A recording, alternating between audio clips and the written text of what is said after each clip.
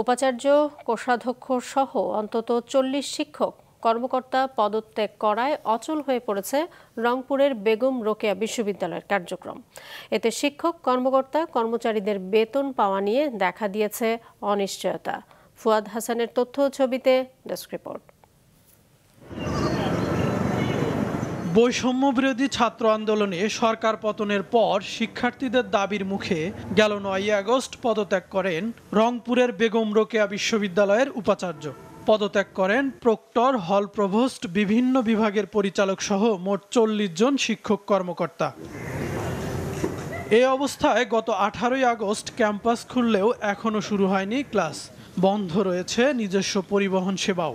উপাচার্য নিয়োগ না হওয়া পর্যন্ত একজন জ্যেষ্ঠ অধ্যাপককে সাময়িকভাবে দায়িত্ব দেওয়া হলেও শিক্ষার্থীদের বিরোধিতায় তিনিও পদত্যাগ করেন।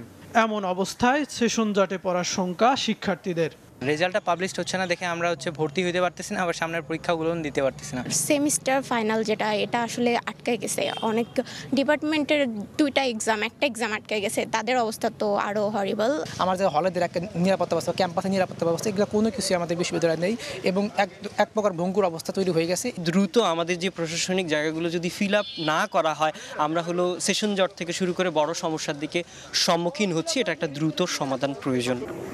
বিগত 1.5 দশকে গবেষণা, অবকাঠামো, শিক্ষার মানে ক্রমেই পেছনের সারিতে উত্তরের এই বৃহৎ বিদ্যাপীঠ। এজন্য সাবেক প্রশাসনকে দুষছেন বিশ্ববিদ্যালয়ের শিক্ষকরা। উপাচার্যের পদত্যাগজনিত কারণে যে শূন্যতা তৈরি হয়েছে, সেই শূন্যতার ফলে বিশ্ববিদ্যালয়ে যে অনিশ্চয়তার মধ্যে পড়েছে, সেই অনিশ্চয়তা থেকে বিশ্ববিদ্যালয়কে খুব দ্রুততম সময়ের মধ্যে বের করে আনতে হবে। নিয়োগ হওয়ার পরেই এই একাডেমিক কার্যক্রম এবং যে প্রশাসনিক কার্যক্রমগুলো আছে সেগুলো সম্পূর্ণরূপে শুরু হবে।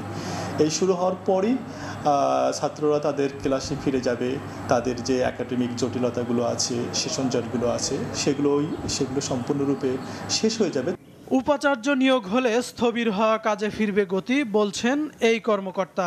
আমরা কিন্তু এক ধরনের অচল অবস্থায় আছি। আমরা কোনো কাম ওইরকম কিছু হচ্ছে না। এখন আমরা চাই খুব দ্রুত একজন যোগ্য এবং শিক্ষার্থী বান্ধব একজন উপাচার্য আমাদের বিশ্ববিদ্যালয়ে দেয়া হোক। 2008 সালে প্রতিষ্ঠিত বেগম রোকেয়া বিশ্ববিদ্যালয়ে 6টি অনুষদের আওতায় 22টি বিভাগে প্রায় 8000 শিক্ষার্থী অধ্যয়ন করছে। মাছরাঙা, নিউজ ডেস্ক।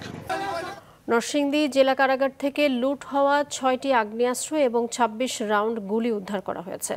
গোপন সংবাদের ভিত্তিতে গেল 2 দিন জেলার পলাশ উপজেলার ঘোড়াশাল, টেঙ্গরপাড়া এবং শহরের ঘোড়দিয়া ও চিনিশপুর এলাকায় অভিযান চালায় পুলিশ ও সেনাবাহিনী।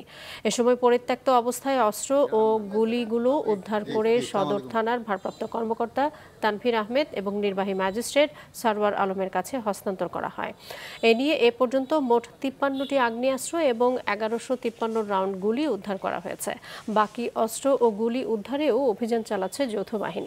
গেল 19 জুলাই নরসিংদী জেলা কারাগারে হামলা চালিয়ে 85টি আগ্নেয়াস্ত্র এবং 8015 রাউন্ড গুলি লুট করে দুর্বৃত্তরা।